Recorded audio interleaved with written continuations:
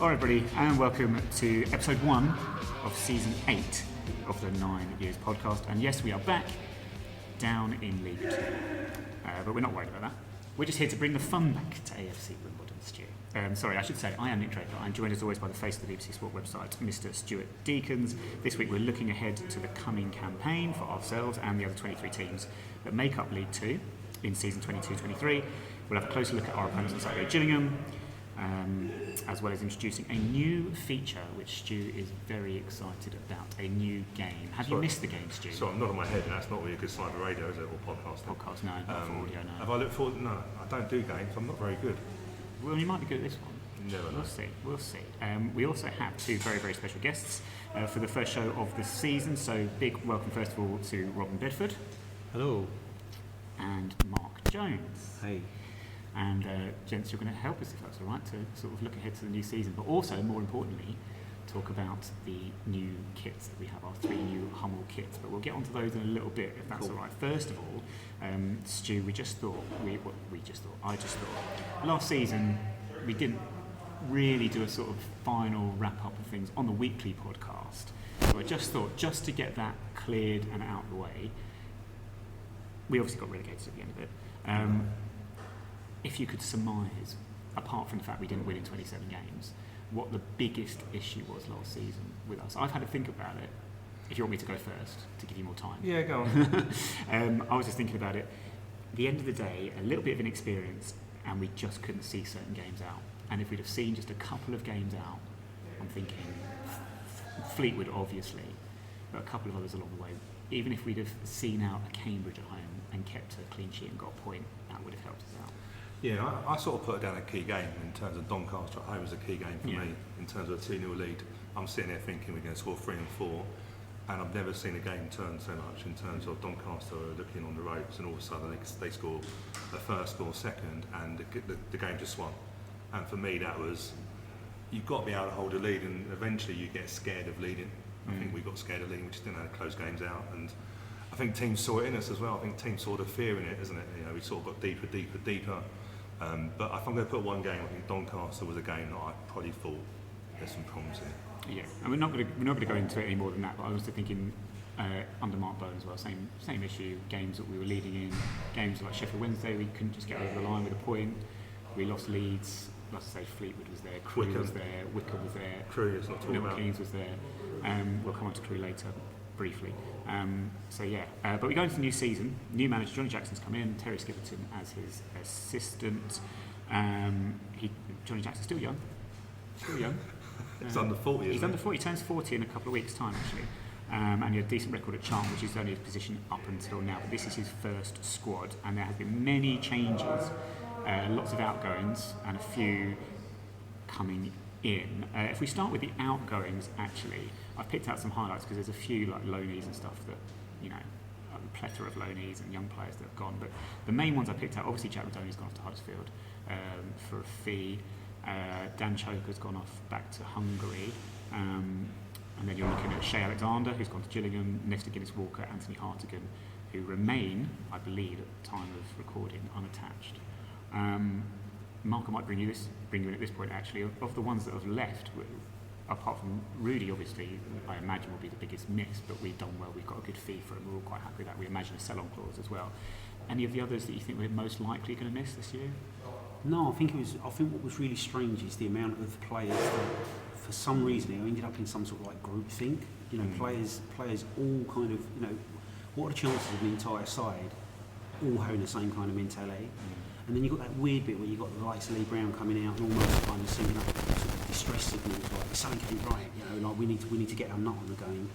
And it's sort of, you know, I watched that and thought, that's cool, but I hope you're saying that to the team, you know, and not just to the interviewee after a match. And it didn't sort of seem to cut through. So yeah, it's a weird one. I mean, you know, personally, I'm more upset that Hussein is injured and he's missing. Right. I think we're going to see Jack start. It's interesting. I think out of all the academy players, the players that we've got coming in. So if you take Anthony leaving, as it were, the players that are almost stepping up to replace him, I honestly think from their age group and at the time they played at that age group, if this makes sense, they're better players. So they did more and they looked better at their age than Anthony did at their age. So that's sort of 15, 16 mark, right? And I think we've all seen pre-season, the likes of Isaac and Ben coming in, and they just don't look out of place. They look a lot closer to what we need in the first team. Now, the fear for me will be, what will they look like after 15 games? Because if you remember back, right, we were saying this last season, we started off, I mean, I saw something the other day coming up, when you get these sort of, this time last year, and it was like, highest scorers in the league, we're all losing our minds. And then something went wrong, and I think, as you said, all that can be is inexperience, and a lot of players at the same level all falling off and their form going at the same time. It always worried me that when one of the young players struggled, they probably all would. And there's less of them, I suppose, this year. I mean, from what I've seen of what we've done, I think the biggest massive signing is Pearce. He is kind of like, we all talk about players previously. So the two I wanted last year, I was like, where's that Paul Robinson? We kind of didn't have that. I know we've got senior players at the back there, but and Lee Brown obviously is the one that we sort of wanted to come in and be that sort of player. But I don't think he is. I think he's got his own standards that he'll hit, but I don't know that he'll bring anyone else up to them, if that makes sense. But anyone who's been to any of the pre-seasons will have all said Alex Pearce is very, very much what we were looking for. It's weird, isn't it? Because he just talks, and I know it sounds really stupid, but the communication is there, isn't it, the whole way through? I'll give you a perfect example, right? So today when we did the team photo, I came down to give Robin a hand just to, it's easier for two people to try and tell a gang of footballers to stand up and not muck about, right? Which is what, one of the reasons why I was here. And 5 minutes after we were due to start, Alex Pearce is saying, "What's happening, mate? We're meant to be doing this at 10:30. And I thought that would be me and Robin running around going, "Where are they all?" It wasn't. It was a player. It was captain, right? And then I heard him saying to players, "If you don't sit down, you're going to get fined." So, which is another departure, right? Because last year we stopped finding players because Robbo said it doesn't do anything. It doesn't change culture. And he might have been right about that, by the way. But I think footballers are a bit like pets. Do you know what I mean? They get all zoo animals. Like they get fed at 10 in the morning and 2 in the afternoon. And if you don't feed them, they don't go out hunting for meat, do they? Right? They just sit staring through the bars. So I think footballers like to be treated like footballers some of the time. Maybe different for younger players. Do you know what I mean? When you're trying to develop habits, but older players, I don't think. Maybe fines don't work, but they seem to work today, right? When he said you'll get fined, they all kind of paid attention. So even if it isn't just the actual taking £5 off of somebody, but more a point of you're acting in a way that we've all agreed isn't how we should be acting. Do you know what I mean? It's almost like a kind of code. But you know what? It's actually the start of the season is really important. Because you were saying about Lee Brown, I thought Lee Brown come in and what he saw he didn't like, and it's very difficult to control that culture when you come in anew. It felt to me like a little bit of a cry for help, but I think if you remember Ben Hennigan at Bolton did similar, not as graphic as. But I think if you start at the start, if you start how you mean to carry on, which is what he might have done today. I'm like I say, vocal, talking, coaching, because even though Jack Curry's been at Eastbourne Borough and had a very good season, and I've been really impressed with him, he still needs that guidance, doesn't he? Do you know what I mean? And having that. He does, but that's what I'm trying to sort of say, and I could be totally wrong here, right? I don't watch the 18s week in, week out, but I see a fair bit of them. So you get to see what sort of players they are. You get to see their technical ability. You would have seen these young players outside of the first team, right? But I said something to Jack earlier when I was interested. He's like, for me, Wimbledon at its purest is the academy. The way they behave, the way they get their nut down. Just the way they go about their business and what this club means to footballers, right? So of course, if you then get in a dressing room, in a first team dressing room, and you've got 9 players who don't know anything about us at all, a manager who hasn't come from here, the culture's not going to reflect the academy culture, right? It's a different culture. But what I've always wanted to happen is the academy boys to get in there and say, this is what this football club's about. We ain't going to change to suit you guys. You better change to suit us. And I think last season, players like Anthony would have been in that dressing room, would have just joined in with whatever the culture had ended up as. Do you know what I mean? I don't think they would have tried to. They wouldn't have let it. Now listen, I'm not going to put Robin on the spot because Robin's in that dressing room, right? And I don't think it's fair to sort of. And even as a mate, I don't ring him up and go, "What's it like in the dressing room? And who's doing this and who's doing what?" So we'll have to guess, and he'll have to keep politically quiet for a while. We can see Robin's face, so we'll see how. I can kind of see him thinking, "Please don't ask me to ratify it or Robin's just gone to confirm or deny any of your scurrilous kind of takes on what the first team are like." But I'll give you a good example. At Eastbourne away, when Ben came on, he was telling senior players that they were out of position, and with not blinking, like completely unabashed, like just basically saying, "I know what I'm about. and I ain't going to sit here and be no shrinking violet, and you're not going to, I was going to say bully, I don't think there was bullying, but you know, you're not going to intimidate me to the point where I think I should keep quiet. You know, and so I think the players we've got now have come in, and by the way, this is the other bit we haven't really thought about. Those players that we've lost didn't really go out and do those loans that the players that are replacing them have done, right? So, you know, like you said, Jack Curry, well, I think a lot of us have seen pre-season and said the guy's ready. I'm absolutely certain he starts. Yeah, I'm absolutely certain he starts Saturday, and I think he stays in the side. Yeah. And again, we have to look at what happens if he does falter. Do we have a ready-made replacement? Can you take him outside for a bit? Now, I've got fears about that, but I've got no fears about how well he's ready for Saturday at all, just because of the sort of player he is. And I said something similar to him today, like in passing, and then he came back up to me afterwards and said, yeah, you know what he was just saying, which is a perfect example, right? Like, he's not even shy to come back and give me an opinion as a fan. He's like, hang on a minute, let me add to that. You know, thought about it and thought, I've got something to say. So, and I think that's the sort of kid he is, and I think that's what those players will be like in that dressing room. And I was going to say, obviously, sorry, Nick, I was just saying, like Alfie Bendel as well, you know, season loan, come back in, doesn't look 17, does he, to be fair. But it's in, because obviously Robbo wanted players to go out on loan, get a men's football. I mean, Jack Curry, not to, I know I don't want to big him up too much, but I think you can see he's come back, playing week in, week out, hasn't looked out of place. So in terms of that transition from, you know, we used to have the under-23s, that transition isn't as big now. So I think, you know, Alfie Bendel, and we've got many of the, so I think the loans does work. I'll tell you the other thing as well, I think the 23s also was a potential breeding ground for ill habits, like a reserve side. So you've got senior pros who can't get in the side, you've got players coming back from injury who aren't going to go potty in a reserve game, they're just basically ticking over and getting minutes in their legs, right? Yeah. So, you know, and I suppose you could look at Brentford as the big example of them playing what they would consider more difficult matches with a bit more focus on them and developing their players in a slightly different way, which of course we've benefited from seeing those players. So yeah, I mean, you know, I like to think of that as Robbo's legacy. You know, I know a lot of us were friends and fans of Robbo, and it's sad that he's not manager anymore. But if the one thing that remains from his tenure is the concept of we give more of our players that deserve a contract, so we don't lose the likes of Assars because we've picked 3 and he's the 4th, so someone's got to go type thing. You know, I like to think that would be fluid. If we get 6 great players one year, we'll have 6. If we get 3 the following year, we'll go for 3. You know, we'll at least find the money somewhere to give those contracts out, and then we'll develop those players so that when they do get picked to come and play in the first team, they're not sort of rabbits in the headlights. It doesn't matter what level it is, by the way. I don't think it matters whether you go to Eastbourne Borough and we can all go, how good are they, or how good are Corinthian casuals for Bendel. It's more about playing in front of fans and I think own your performance. It's competitive, yeah. It's the routine, not going into a dressing room thinking, crikey, I've not had this experience. I know it's a lower level, isn't it? But yeah, it's like, it always stays with me. It comes back to James Shea, when we had James Shea on the podcast, and he said he went down to Harrow and he said it was the best thing he ever did. For that, exactly those reasons, he actually learned. Yeah, nowhere to hide, is there, right? I mean, you can hide in the youth side, right? Although you're still responsible for your results, the concept is you're a developing footballer, right? So if you have a bad week, you can kind of chalk that. It's almost like, you know, being in school and, you know, messing up your own work one week and saying, but I'm still learning. And then, of course, once you graduate and you go into the workplace, it's like, mate, if you're going to make a mistake, it's going to start costing money, and then you're going to lose your job. So I suppose it's just sort of like, you know, we've also, anyone who's got sort of siblings or kids of a certain age sees them go out and have their first bit of work experience or get a part-time job. The change, I mean, you know, my youngest boy's just gone out and got a job, and the changing him in just a couple of months is ridiculous, you know. Yeah. Like, you know, I like to think I can turn him into an adult, but he didn't. I didn't. Do you know what I mean? Somebody else has done it for me. They've got to go out and spread the wings. They've got to go out there, right, and not have someone's arm around them all the time. And I think that's what happens in youth football. Is if you get it wrong, there's always somebody there who's it's in their interest to say, put it behind you, son. We'll improve on it. Because if you go and mess up in Eastbourne Borough, even if it's not the manager, someone in that dressing room is going to say, or someone on the side. Yeah, that's your fault. That's your fault, and you've got to start owning that, right?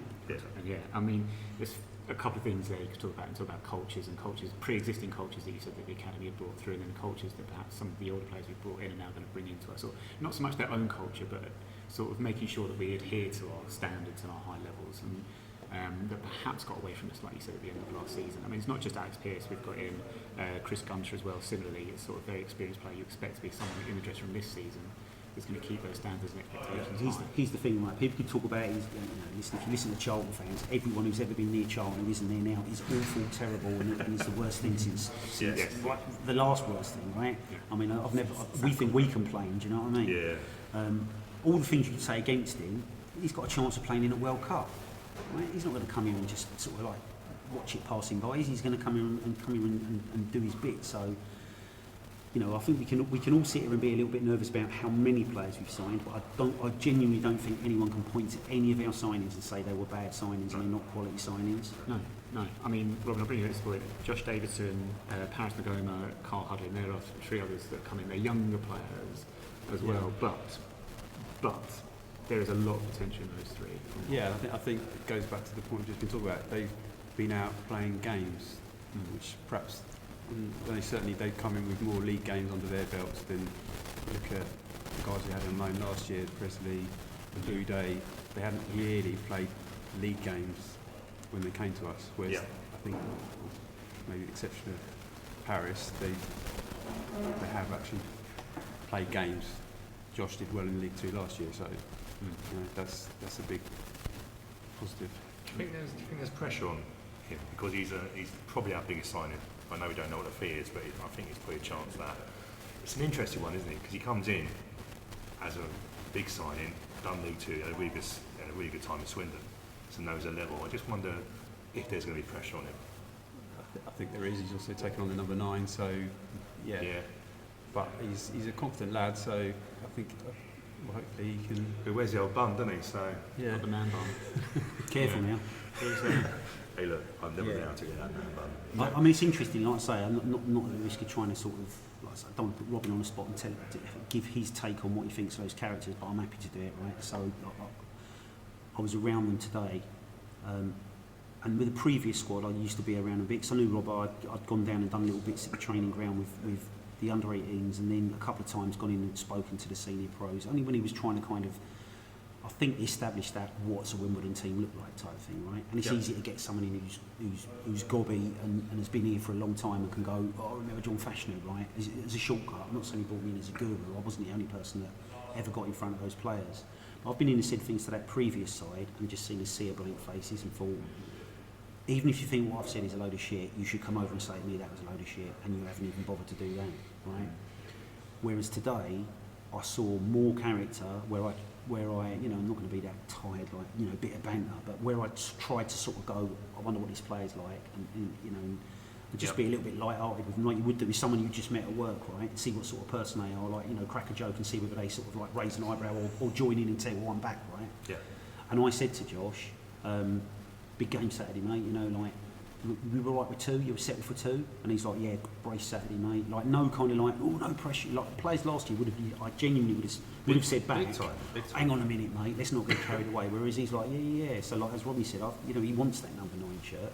Yeah. And I've made a point of saying it today. I always try and get the players and see whether it matters to them or not. And I said, we are a fan base that is used to having, like, crazy number 9s, like big player number 9s.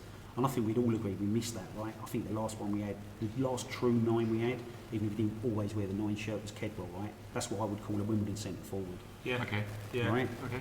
Somebody who, right? Someone who kind of, and I think we wanted it to be Ollie Palmer, and I think he played to it sometimes, but I don't think it was Ollie Palmer, and it certainly wasn't. When Ollie Palmer went, there was an even bigger gap. Yeah. But I think that signing for me is someone who's, as Robin said, he's done it in League 2. He's not going to be worried about scoring goals in League 2 because he scored 9 last season, right? Yep. So I don't think he's going to come in thinking, I wonder if I'm any good. I think he's actually going to thrive on the fact of, you're the man. Do you know what I mean? Because if he scores, by the way, if we do win Saturday and he does score 2 goals and he rips his shirt off, gets a yellow card, jumps in the crowd, swaps it for the other blue one, gets back in, gets sent off for the kick clash, whatever happens, right? You know, that could be the making of him, that could be the making of the manager, and that could be the making of our season. So if those calls are right, they're going to be massive calls, I think. It's a great point, though, about taking number 9 on Saturday, isn't it? Sometimes players can duck out from that. I'm guessing he had an option on that side. Yeah, he didn't have to take number 9, but I said, do you want the number 9? He said, yeah. Yeah, that's a really good point, actually, because that is taking the bull by the horns, isn't it? It is. I'm not sure. I've not seen squad. Have they actually released squad? They should be going out this evening as we record this, I believe. Or Thank you. Well, I should actually say. Hopefully, because he's eyeing them all on every single show. I think no Davison's number 9. Did you see? I did actually spot. I'd spotted online that somebody, I think it was a Man City player, where somebody had ordered a shirt with a number and they swapped numbers, and the club said, if you read the small print, it says that if you customise a shirt, it's on you. Yeah. And it's like, but you've spent all summer saying he's going to be number 14 and now he's number 7 or Who whatever. reads a small print when you get a number on the back of your shirt? I mean, if there's Man City, you have to look after the pennies though. They can't be giving off. They've got no money. Exactly, to get refunds. exactly. They can't start doing that. Maybe they should have done Velcro numbers. Just quickly, just off topic, I saw that Newcastle got a £140 million loan today to beat the fair play. Why do they need a? Yeah, I just Don't get me started. just made me chuckle when I saw someone getting. Yeah, a no, I loan of that saw size. that, and the person who posted it said, I don't understand it, and I guess they've now worked out what it is. It's to work around the financial fair play. Yeah, it But- was a bit, you know, imagine a football club bringing forward money on potential future earnings. Yeah. Who would ever do such a thing like that? Say no more. No, but I should say actually, there's Robin saying that we are recording this on Thursday evening. We are in the Phoenix at Plough Lane, just before we meet the manager with Johnny Jackson. So a lot of things, we might have some, by the time you're hearing this, we might have had some other news or something like that, but we're not going to be digging for those, Robin. I was just thinking, squad number wise, I understand there was a Lee Brown interview the other day. He revealed, I think he's gone up to number 3 now. He's gone, yeah, he's Yeah, number he's 3, got number to 3 take with a number bullet. Yeah. There you go. So that's quite. I don't think a player's ever gone up 52 numbers in a season before. It must be No, the that's first yeah. Last year was the highest squad numbers we've had. they've ever had. Was some of that because of the size of the squad, or is it because players who want to be number 5 can't get 5, so they pick 55? Or, you know, like, A lot of them who was do the that player now, who did don't 8 they? plus 1? Was it a Newcastle? There was someone I can't remember. who Someone it got is, 8 with a eight little plus in the plus middle. in one. of it. That was Like Zamorano with Inter Milan, wasn't it? Was it? Ah, I know I've that's seen right. someone somewhere who like wanted the 9 shirt, couldn't have it, so But I got think 8 they plus also, 1. the league changed the rules in that once you've registered a player, unless they left, you couldn't then reuse it. And we registered quite a few of the young, partly COVID-related. A lot of the sort of like 18s got numbers, and then that obviously then pushed You couldn't up. swap them after the And then, season yeah. kicks off. Got you. Can you? And obviously you can do it close season, right? You can just go again, Yes, so then flip the numbers completely. yeah, How just many all number you resets. want? Could you go into 3 digits? Like, you're not allowed. You have to get dispensation to go over 40, and you're not meant to. Well, I'm not sure they might have changed it. You're not meant to reuse a number unless you. That then means you're pushing over 40 again. If that makes As in, sense. Yes, so but- if you sell your yeah, that number makes 9, sense, the yeah. new player that comes in doesn't Yeah, get the so 9. but because we'd already used the other 40, Got you. like last year, we did reuse the number 9. I think it's fascinating So- when you're, well, we're all old enough to remember numbers not being Yeah. completely crazy, right? Yeah. I mean, and we're all young enough, old enough to remember squad numbers. But I still find it fascinating that centre forward wants the number 9 shirt when, like, literally, you could be number 9 and be the 9th choice Yeah. left back, right? It actually doesn't mean anything. No. I'm sure if you ask someone who's 15, they go, "What do you mean a number 9?" Yeah. Yeah. Whereas No, I still it's- get the ump when the left back's not free. And Yeah, I know. Well, I do try and push for, say, the reserve right back would be number 12 in my book, but or Yeah. 22 or It's like going on goalkeepers. those lines. Goalkeepers always want number 1, don't they? That's never changed, is it? Do you know what I mean? It's No. always a number 1 jersey. Apart from who was the country in the World Cup one year that just did it alphabetically? Like, they literally just the goalkeeper was like number 12 or something. do you know what I can't stand? Is people who mess around with traditions in football Yeah. and kits. Don't get me Like, what are started. these? But like Edgar Davids and not having number 1 at Barnet. Oh, yeah, that's right. You forget about these things. You forget about Edgar Davids. I think Broom's 13, isn't he? Which is not a lot of players put that yeah, on. so Yeah, I would yeah, so avoid for that. who, Zaki didn't want 13 last year, Yeah. for example. Yeah, we'll digest. Yes, we digress. Digress. We, digest. I mean, you might be digesting, but How we digest, I'm hungry. you could be. So where else? Where are we up to? So we're talking about squad for next season. We talked about. I mean, we have to touch on it very quickly, Stu. I mean, I was looking at players that we're most excited about looking at next season. Paris McGoma will be one, I imagine, because we've already seen the quality he possesses. But a lot of people will be looking at Huddling just because of the height issue, 6'9". He does look like Gerald from Hey Arnold. Do you know what I was saying? This I did a podcast with a Gillingham fan, and the only thing that I saw on Saturday, and it's just something that you see straight away, is when you come on, you naturally go long. That's course. your natural thing, isn't it? And that's something. Hey, look, do you know what? I think he went up for a header and he ended up chesting it at like a 6 foot height. It's ridiculous, you know, that side of it. Yeah, he's a good signing. He didn't play lots. Of, you know, he'd done a lot of bench and stuff like that. Solihull Moors. I think he's a great option to have. I really do. And if he's not going to be fit, probably proper fit.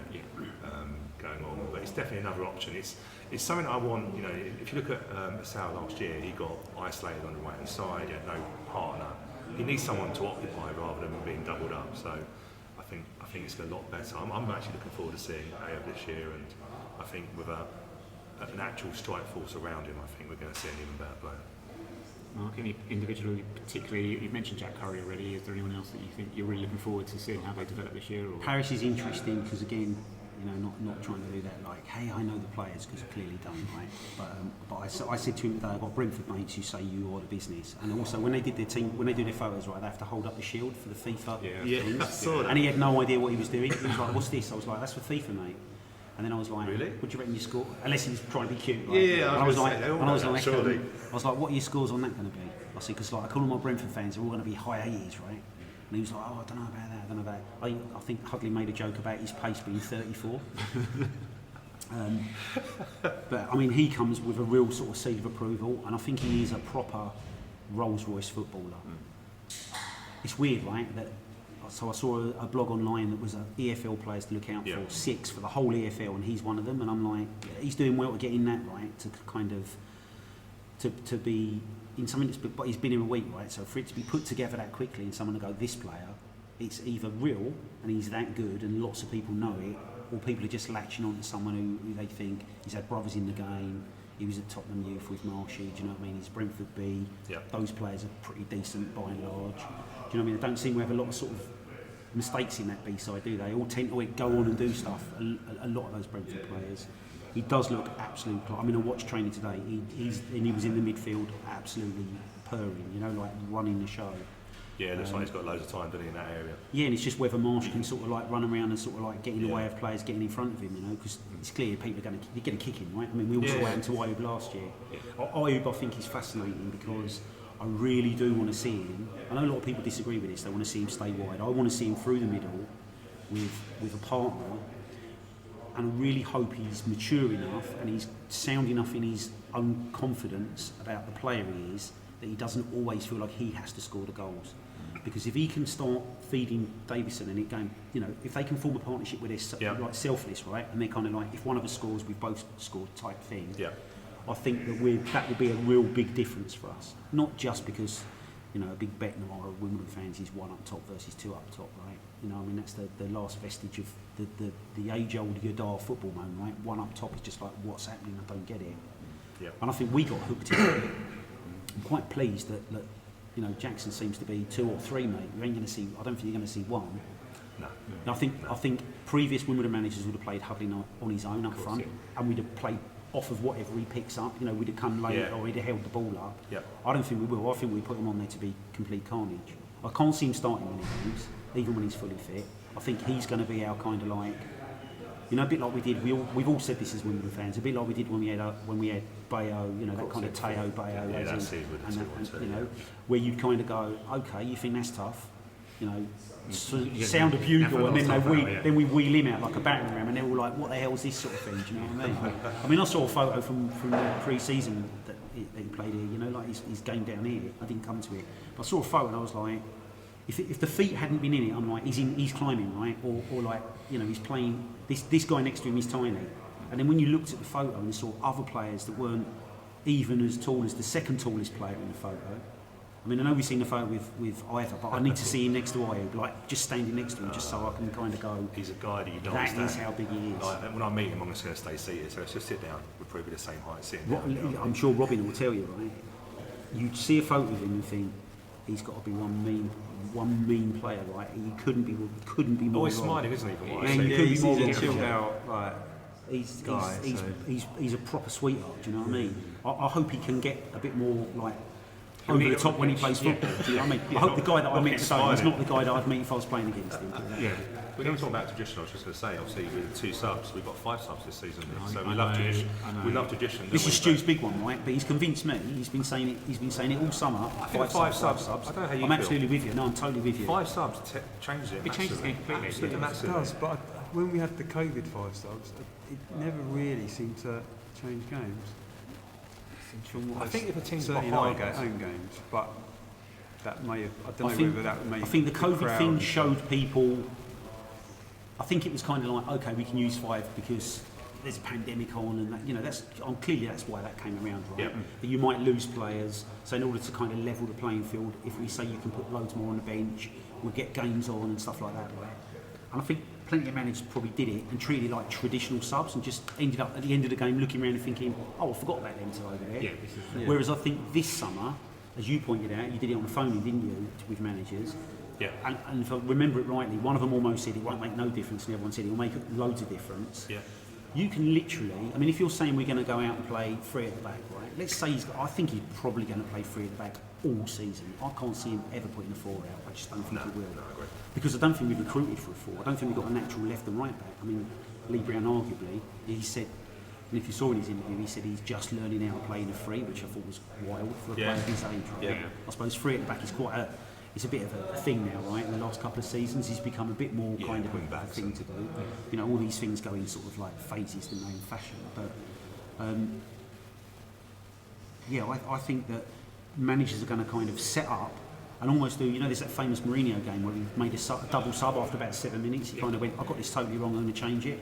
So he's the sort of manager who would go, this isn't working, we're going to change our shape drastically. You know, we're going to go from Ayub up front to like huddling. Yep. And we're going to play towards that, and we're going to play. You're going to be like playing a different side. There's a question I really want Jackson to answer later on. He's made it so obvious we're going to play three at the back, 3-4-3 or 3-5-2 all season. Does it matter? Because you get other managers kind of being super caged, didn't you? Like almost not pretending they've got injuries, but being cagey about what players fit and stuff like that, and playing mind games of what the Oppo are going to do. Whereas, to my money, he seems to be saying, yeah, that's what we're going to play all season, right? Yeah. So what? What We're are you not going going to do? We're not going to change it. Because he must just think, I'm going to get it right, and I believe that system will work, whatever you come up with. So, in our case, I don't think we will flip the style of play, even though I've just said we could. I think what we'll do is, we will go front foot, very aggressive, like we tried last year, and then when anyone tires, we'll just go, you're on. I think we'll do loads of like-for-like subs. Apart from the obvious super tall guy versus the ones that aren't Just quite. wrap up on that one. And the only thing I remember when 3 subs come in and then someone made 3 subs in one go, it's like, whoa, will someone make 5 subs in one? Is it? Can you do that? Or is there a? Yeah, you just can't. There's You so can't many- do more than 3. It's 3 occasions, Three isn't it? occasions Yeah. plus half time. And the one that, on that phone in that was interesting was that manager who said you can get half time wrong Yeah. because of the way those substitutions work. Yeah. We're going to have that thing, aren't we, where like someone does something and everyone goes, what's going on? And then you get like 20 fans trying to explain a rule change to each other. You know, like it's like the offside. Don't forget you've got a concussion sub. We've also got a concussion, you so could you have could have 6 subs. So you could actually have 7 because you can have 2. Oh well. Can you? Well, to you could probably even have. Yeah, you could do 6 because if both teams. No, well, you could have. Yeah, I'm trying to think. But you can So have. you Yeah, could there's use the 2. whole bench, You could basically, use. couldn't you? Once 7. each team has 2 concussion subs. See? we See, now. it's all I'll changed. tell you what I will say, right? We're now in the realms of what do you think the side looks like next year? Now, well, do you think we'll do? And I've got a starting point that says we'll be okay and we'll look pretty decent. Then you talk about potential 7 subs, and then I start going. Now I'm worried. Yeah. You know, I think we've got a good 11. I think we've got a pretty decent 16, and then I start to kind of go, not sure. That's where I it's wonder depth. what That's anyone where- else has got, especially when you see the likes of Gillian with 11 new players come in, right? Well, yeah. I mean, it's I've been reassured because I was worried. You're on this horrendous run. You've not won a game in 2022. You're on a bit of a downward spiral in those terms, and I was worried. High turnover of players. The players we've brought in have reassured me exactly the same as you are. Yeah. But it's not there for me to go beyond just being safe and comfortable next season. I don't think I'm looking beyond that at all. I don't know if anyone else is thinking, Stu, I don't know if you're thinking beyond safety I and think being League 2, comfortable. because you've got the extra players, you've got 3 out automatically and then you've got the next 4. Yeah. I think you can be mid-table and you can still have a run. We did it when we went up, didn't we? So I think you've always got that carrot of having that late run. But do you know what? I think for me, I just want to. There's a lot of stuff behind the scenes. You know, the head of football coming in, and I think the stability behind the scenes for me is more important. And do you know what? Try and stay with manager for the whole season. I've said that. Well, yeah, this is You know, let's just try and keep that continuity because every season you can't keep. no, you can't That's keep a changing topic. things. I think we'd get to the end of the season, and if we, you know, the biggest one for me is if you'd have taken last year, right, and you'd have spread out the first 12 games through the season, and we'd have gone down, you'd have kind of gone, oh well, we were good enough, but we had a couple of like days out, right? It's a bit like, you know, I haven't had a day off in months. And even if you have a day off and just sit indoors like where it's raining playing PlayStation, right? It's better than going to work. Whereas what we did was we had summer holidays like at school, and then we went straight back to our exams, and we were like, I can't even remember what it feels like to like get up at 10:30 in the morning. Do you know what I mean? And all the pain and all the sort of turmoil came at the end of it. So Yeah. you know, even if we were to win Saturday, lose a couple, win a couple, draw, and spread it out a little bit, we'd start normalising as football fans, right? We'd start kind of getting back into the groove of it. Yeah. So if you said to me right now, would you take stabilising it, the football coming in, managers still here, players do well, not a catalogue of injuries, and you finish just outside the playoffs, I'm going to be honest and say right now, I would see that as not great. I'd be like, we should want more than that. But I think come the summer after that, I'd go, that weren't a bad season. But I don't think we can keep doing that. I think the narrative of us coming here, getting relegated and staying in League Two, even though if you'd have said to me 20 years ago, you're going to be in League Two for 25 years in Plough Lane, we'd have all gone, I'll sign that in blood right now, right? I think it's important, and the bit that I found interesting is the amount of players and the manager have not been over the top in saying, we're going to smash this league to pieces, but they're not making any they're not trying to be secret about saying we've got ambitions and we really shouldn't be in this league and we're going to try and get out of it. That's another thing that's different last year and this year. You know, Robbo was like, I'm not going to set targets, I'm not going to say where we should finish, I'm not going to put points on the board. And he had his reasons for that, right? But then you got the complete opposite, that when they went away together on a camp, Jackson said, we sat down and amongst us all, including the younger players, we all decided where we think we should be this year. So that's another about face, do you know what I mean? And it'd be interesting to see what do they do about that, right? If they've said playoffs and we're not in the playoffs, then the only way they can make their kind of prediction come true is to start playing better, right? So maybe that will work. Or do things in January, but I mean, we asked on Twitter what our listeners thought, and we're thinking, hey, we had loads of replies, sorry we won't get to all of them, but we have a real variance. Tommy Walker at Womble Tom said, after last season's shit show, comfortably above the bottom two. Brian Lowe Cicero at Dewey 23 said happy with 10th, ecstatic with playoff position. Brooklyn Don at Brooklyn Don 6 said top 3. Pete Donaghy at Peter Donaghy said the relaxed side of mid-table. Hudlin's Massive at Rudy _SZN said top 22. And then Chris, I have him right. That's a positive slide. Top 22. And Chris Draper. Don't know. What's he got? Who's that? At CDrape01, he said anything but the fetal position, sobbing, wondering where it all went wrong. Which, as I said, is normally his favourite position. But anyway, I don't mind that, but I wouldn't want the manager to come out and say that. Where do you think we'll finish? Where do you think we'll finish this year? Upright and not crying. It's a good name for a book, actually, or a film.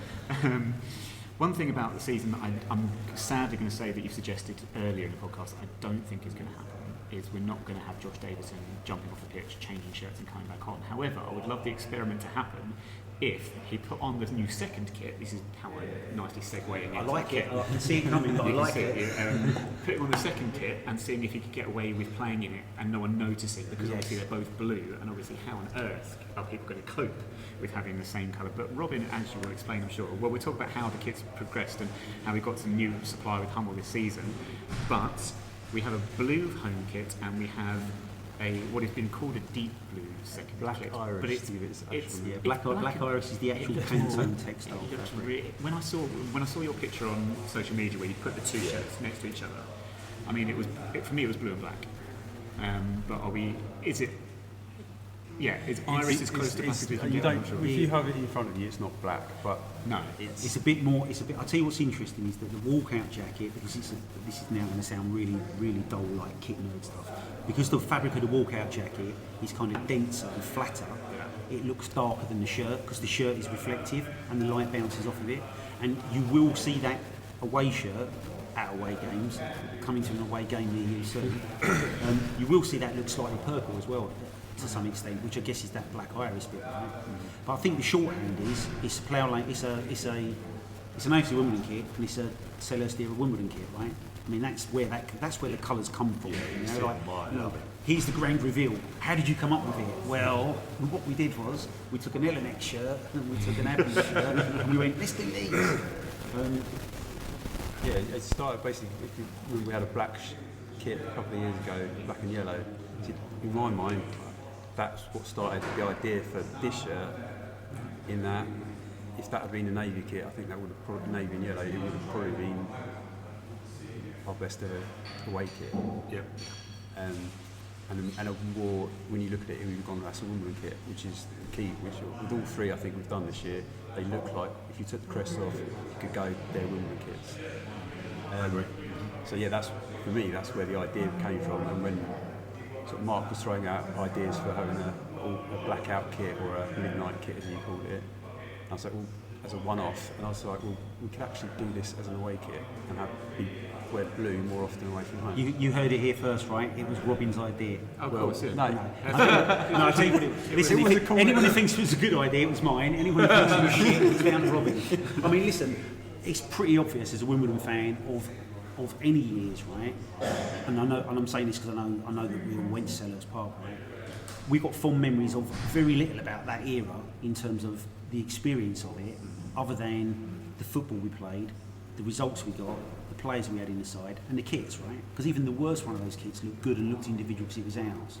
So when I'm sitting there going, what can we do next? Because, you know, let's be honest, what can you do next, right? Yeah. What can you do? What can any team do next with a football kit, right? And rather than doing something for the sake of it, going, let's do something mad, you know, because we've not done something mad, or, you know, let's put a pattern on it. So, you know, the club had come to me previously saying things like, you know, we need a pattern to go on the front of the shirt. Now, the 9 stripes was the most kind of clever approach to sort of resolving it, even if it's a bit much, right? It's typical designer bullshit, right?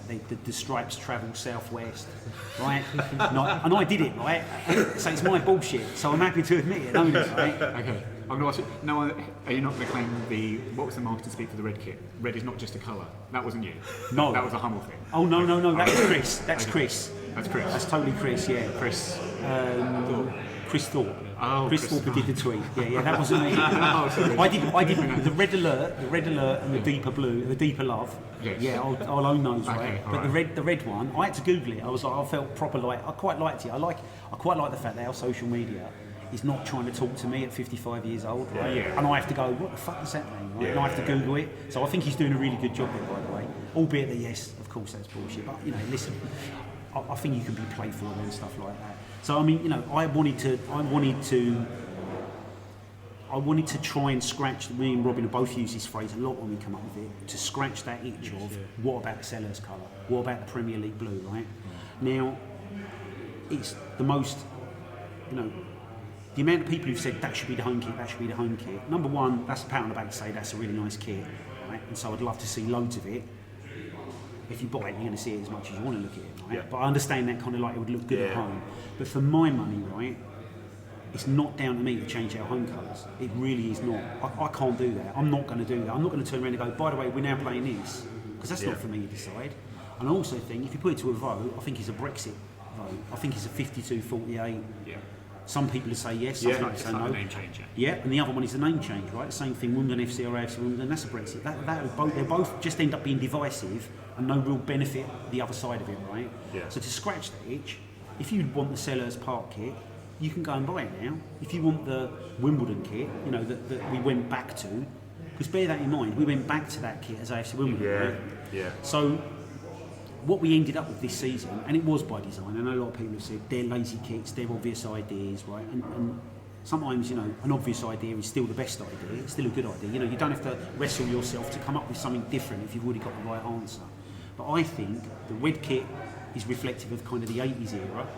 For me, it reminds me of it's an 80s colour, but I also tried to make it look like an 80s kit in the kind of way that it looks. And some people can say that's bullshit, other people might see it as well. I do, and that's why I did it, right?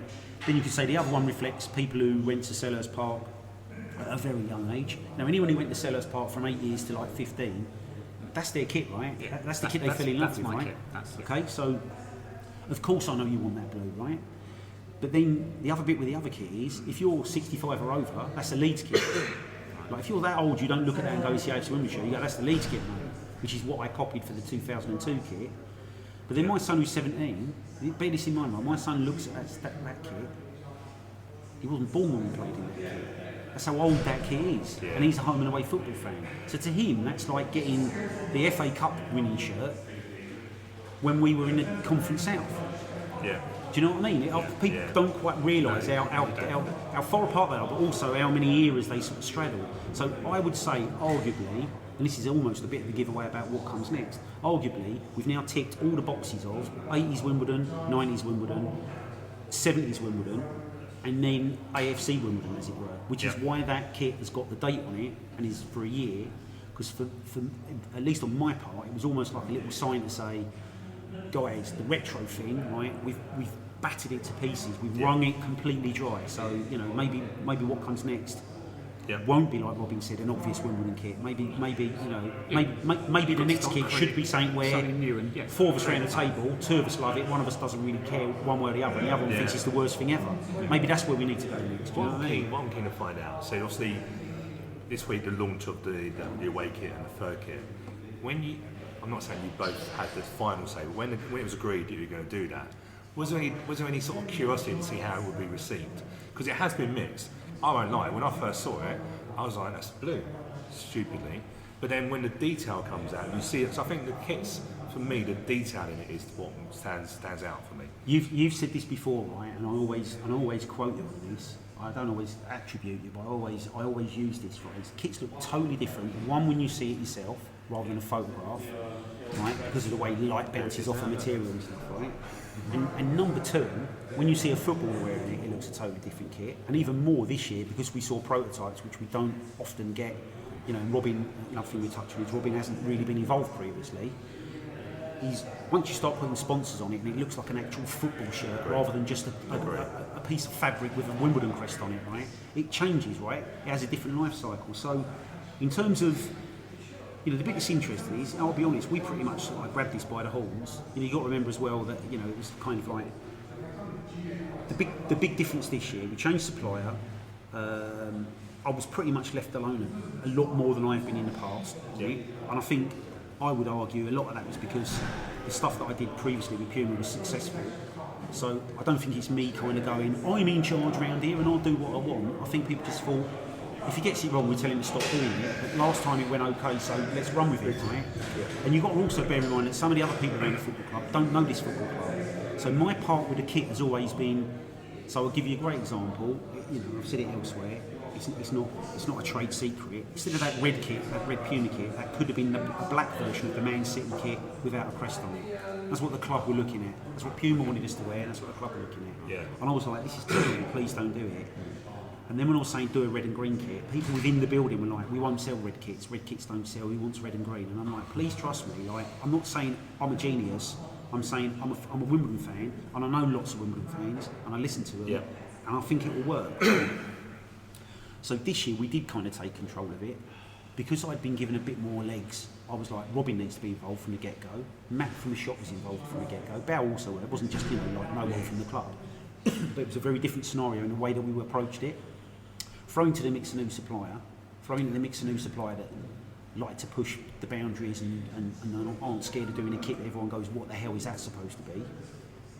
And we kind of like, the minute we checked the rules and Robin went, like, we could wear it away, almost like a throwaway comment, and then we kind of just looked at each other and we went, fuck it, let's do it then. Right?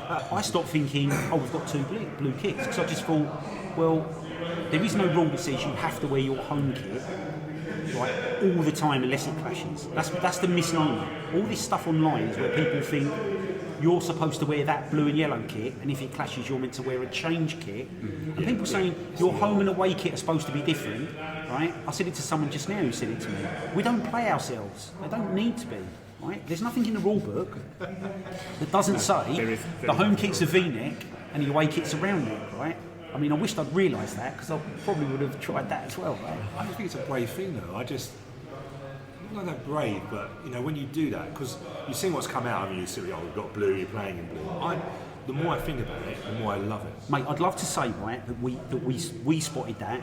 We thought there would be a shit show, and we came up with a brilliant way of saying, aha, bah, right? So some of that's accidental, but yeah, you know, we've kicked a conversation off that says, what is a home kit? Because the clue is it's called the home kit, so why the fuck are you bothered? I'm not wearing it in Doncaster. We're not at home. Of course we ain't wearing our home kit. Yeah. So I would argue we're the most honest football club this season, because we're saying, if you come and watch us at Plough Lane, we'll be in blue and yellow. If you go anywhere else, we'll be in deep blue stroke black iris. we've basically said that's the home kit we're going to wear at home. Put it in a box and put it back in, in the dressing room at Plough Lane. And then when Robin gets in the kit van and drives to an away game, he's going to put the away kit in there.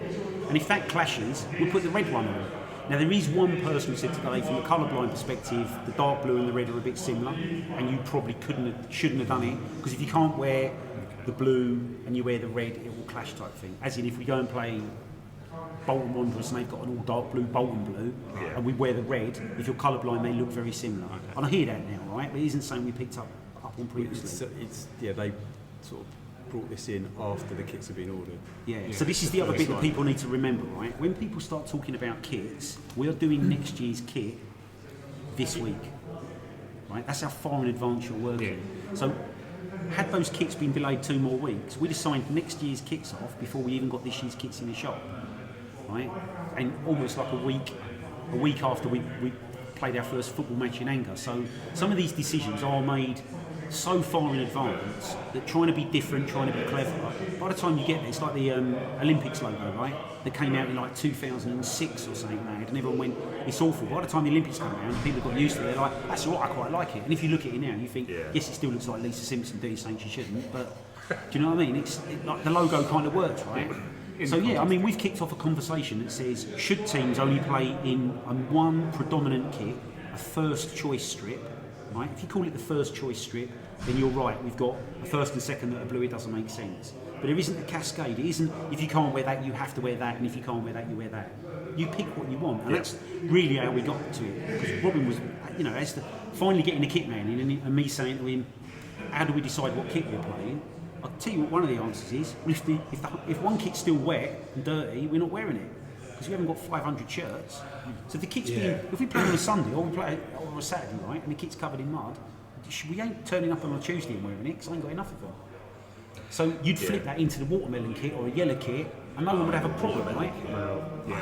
I've thrown that in there. Do you know what? Amongst the pictures. I still remember Trev stitching me up. I think we went to Exeter and Bayo had green boots with that kit. And I was like, it's like a giant bogey, like, do you know what I mean? Like, and Trev stitched me up. But that kit grew on me. I was just going to say, from your point of view in being a kit manager, what were your sort of like key things that you wanted to have out of the kit? Was there anything that you, from maybe I want to jump in here now. Go. No white shorts. You're not doing white shorts. That's what I'm saying. Do you know what I mean? Was there things that you thought actually from a practical point of view that you could add in there that would help you from a... Well, yeah, Mark's just said the main one. I'm not going to give up, by the way. I'm going to keep that one. My main point was that we don't have to be yellow. Yellow is actually worse washing than white. Think about it. So I was keen to give the yellow a rest, shall we say? Give the yellow a rest. Yes. Some people have said that to me. Some people have said that to us about the yellow kit and trying to get away. Whereas some people are obsessed and they're like, we must have a yellow kit. It must be our away kit. I think that's the point where you start to say, right. So if you're going to go back to that predominant colour, because this is the other thing, you're going to start talking about colourblind issues. And you're going to talk about a hierarchy of kits, as in, because if people are saying it's a rip-off and all that sort of stuff, I don't care one bit about that, because I've got kids, and if they want something and I can't afford it, they ain't getting it.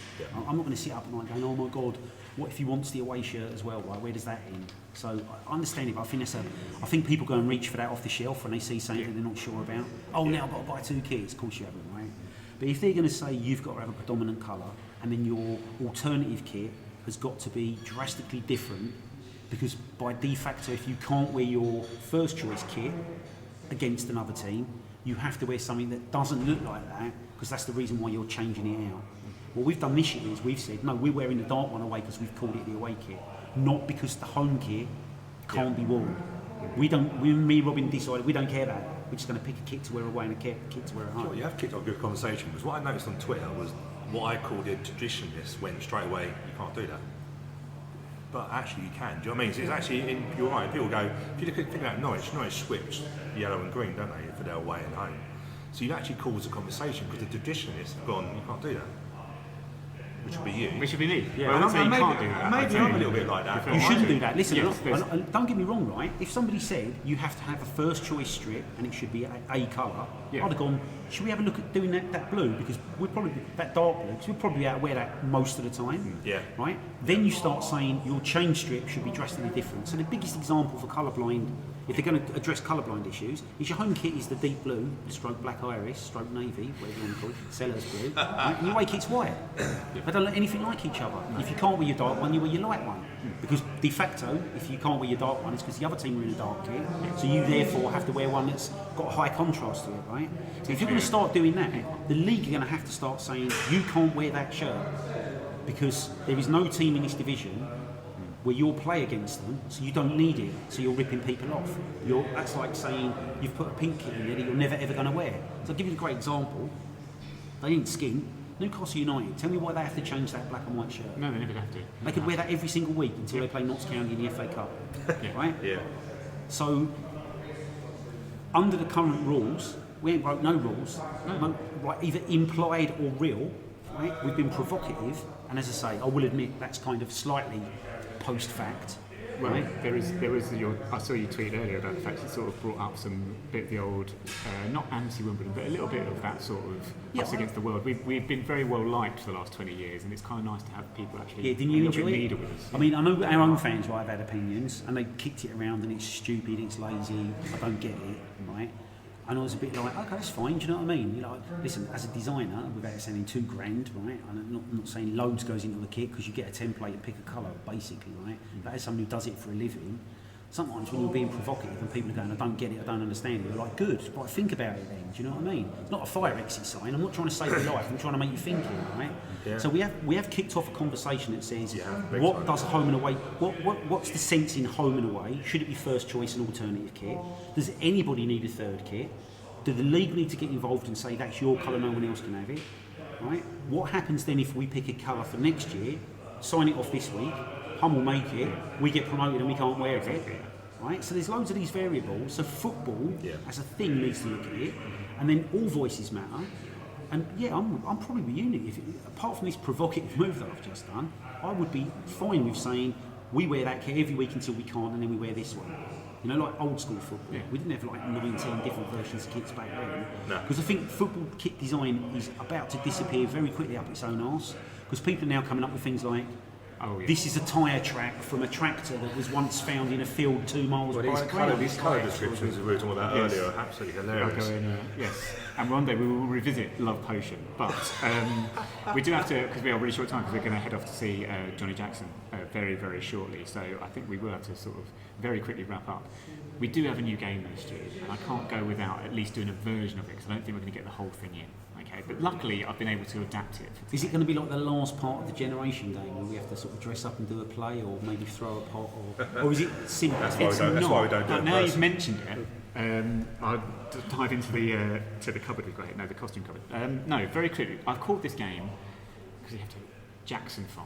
You can imagine why I've got the inspiration from that one. Now, what's going to be 5 questions on a theme, but we haven't got time for that. Anyway. But one of the questions does ask you to identify 5 players.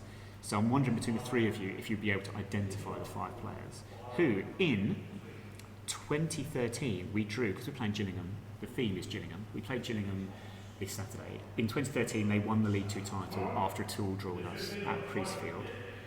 5 players in that Gillingham starting 11 that day either had previously or would go on to play for us. Okay, the Barry Fuller one is the easy one. Kedwell is one. How many guesses do I give you, actually? Fuller wasn't one of them. Ooh. No. Kedwell's a... Higger? Archer. No. Chris Whelpdale, yeah, there you go. He played at Eastbourne How many recently. more guesses So do I let's be give fair you? now, Robin should get this, right? He should. because he's laundered all of these people we're talking about, right? Money laundered, isn't it? How many more guesses do I give you? Should I give you 5 more guesses? Yeah.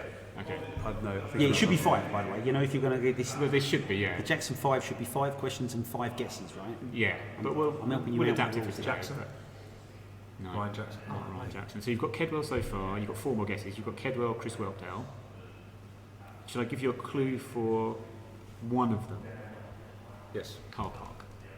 Oh. Gregory. Yeah, Stephen Gregory. Wow. Yeah. I need to pay more attention at football matches, or drink less. The problem is, Maybe they're connected. I don't know. 2013, I get confused sometimes, or obviously it was a League 2 team, wasn't it? League 2 team. I I'll would give you a struggle clue. to name 5 of our team. The two remaining played, they played for Gillingham, but they'd go on to play for us. So they would later play for us, as opposed to Kedwell and Gregory, who played for us and then went on to play for Gillingham. I don't like this game already. You should see the other questions I've given you, which, you know, maybe we'll do another time. Kemba was the easy one because Really scored that day as well. yeah, because obviously he left. as soon as we Yeah, got I'm out. still sitting here stunned that they actually won the league and I was there and I don't remember anything. But I suppose they didn't do a ticker tape parade and champagne, did they?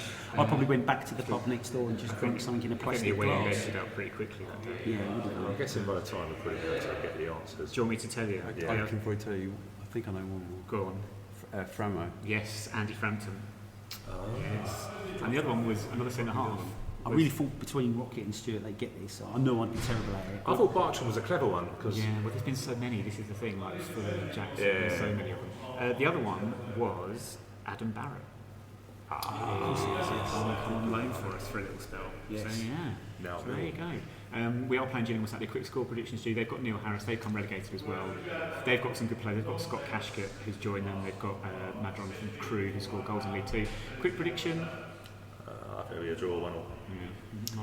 I think if it's a game that some first games of the season can be, I'm with you on the 1-1. You know, those kind of two teams trying to eye each other out. Don't I think wanna lose first, that sometimes you get those potty games where everyone loses their mind and forgets that the season started. So I'm going to go with 3-2 Wimbledon. Nice. I'll take that. Rocket, any? I'll go 1-0 Wimbledon. Nice. I'm with you, Stu. I think it'll be 1-0. I have a feeling we'll cancel each other I out. think it's a must not lose. Both teams Yes, relegated. both, yeah. Do you know what I mean? Ah, But then but you're that's, right. but that's might where I go- think they might both go, must So- not lose, must not win. Especially us, right? Well, yeah. Because it's completely unfair. I mean, it's the worst thing ever. It's almost like taking over a new job and then going, the last geezer was really bad at this, and it's on you. Right? But He'll be number he's going to 29. be, he's going to be 29, right? I watched Moneyball yesterday when they won 20 games and they unfurled the banner off the sort of side with 20 written on it. And I'm like, I wouldn't be able to paint that banner because I'd be like, this might hex the 20th win. This could be. But I might kind of get the paintbrush out and go, I'll do a 28 just in Just in case. case. Joe, there's a question for tonight which we're going to go to in terms of does that put a noose around his, not a noose around his neck, do you know what I mean? But it would be 29, it could be 30, like, I don't know whether It that's is meet the manager, Stu, not kill the manager. I know you want to ask him a challenging, you want to ask him a challenging question, Who not thought why. anything that could happen this season? Ask a challenging question, not why do you keep no one up with the corners. You know, that's a stupid question. So I'm always asking come that on, now. is it? Yeah, I mean, I will throw this in, right? I've been a bit kind of like, not lukewarm with him, but, you know, this is someone who's come into us from a club with a big history. He's not going to walk through the door and go, this club's brilliant, I love it. You know, you're not going to interview him and go, what do you think of the fans, what do you think of the story? 'Cause he's going to go, well, I've been at a club with a similar story and with more fans in a stadium, so we're not going to do all that with him, right? And that's the other thing that's unusual, is we've had managers that have come up to us or haven't been managers and have joined us. Now we've got somebody who, you know, however you slice it, has come down to manage us. So I don't expect him to come in here and be completely wowed by it, but I spent a little bit of time around him today and completely changed my mind about what I feel about what I've got from him. And it's just because he's a bit quiet and he's a bit more Neil Ardley than he is Wally Downs, right? That's just not the guy who he is. Yeah.